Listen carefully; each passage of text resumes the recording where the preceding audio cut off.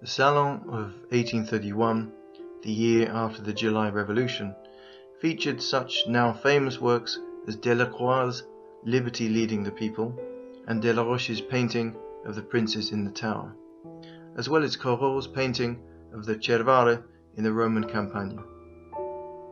In that Salon, Etienne Pierre Theodore Rousseau made his debut at the Paris Salon with his hilly landscape with an angler, listed in the Salon booklet as Landscape, a Site in Auvergne.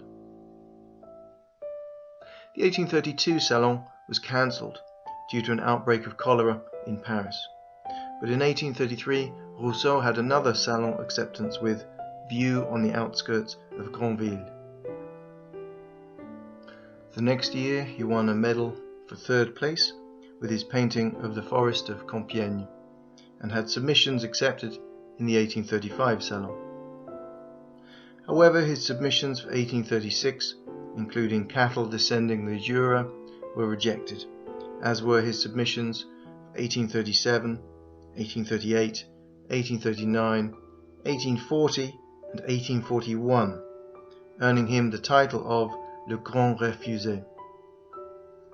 In response, he simply stopped submitting to the Salon and went to live and paint in the forests outside of Paris.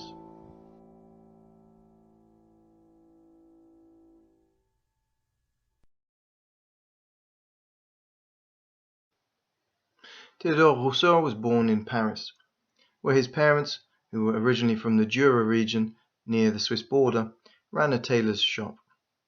He was sent to boarding school in Auteuil and received his first instruction in painting nature from his uncle.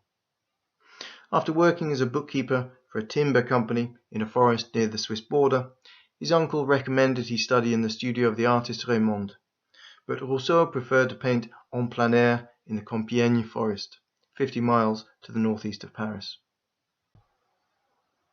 Afterwards he studied with another teacher, Guillaume Lethière, from whom he learnt the importance of forging individual expression.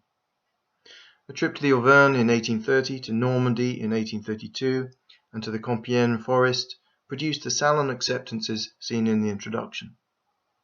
Subsequently, in 1833, he stayed in the village of Chailly in the forest of Fontainebleau, a mile or so away from its neighbouring village of Barbizon, and Rousseau then travelled to stay with his grandmother in the Jura, a trip which produced the first Salon rejection of many. What was at the heart of these rejections?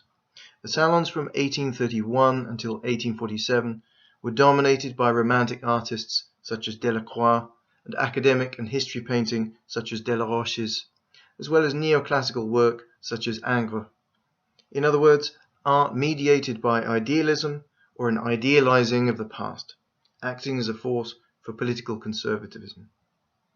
Théophile Torre would write in a review of the 1844 Salon, after 8 consecutive years of its refusal to show Rousseau's work, an introductory open letter addressed to Theodore Rousseau, praising his vision and criticizing the bourgeois sentiments of the jury, stating that their eyes are stopped up with material concerns.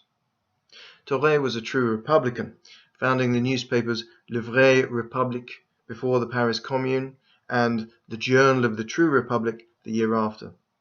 Both publications were rapidly suppressed.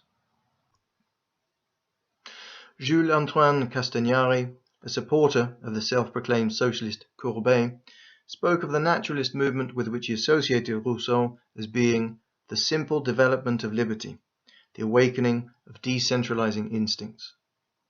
In short, there was an association between, on the one hand, en plein air representations of the natural world, unmediated by mythology or studio adaptation, and, on the other hand, the political stance of republicanism.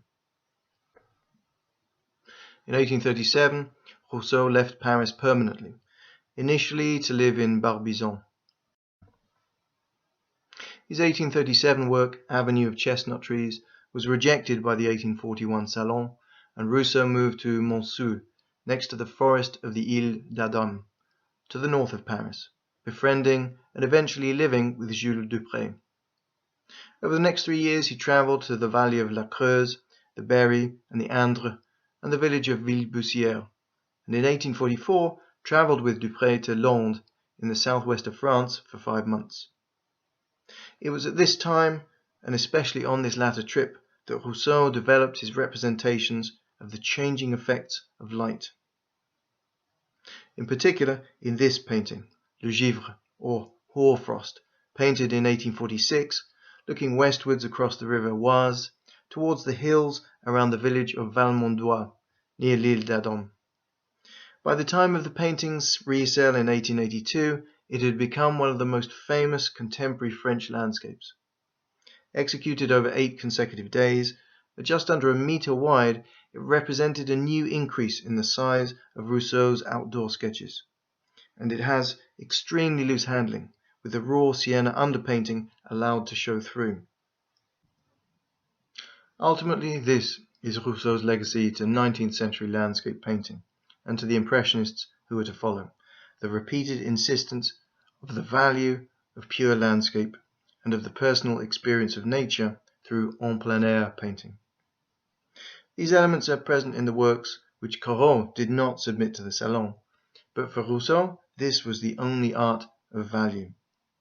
Above all, Rousseau took the immediacy of paint handling to a radical degree, far beyond what Corot was achieving in the 1840s.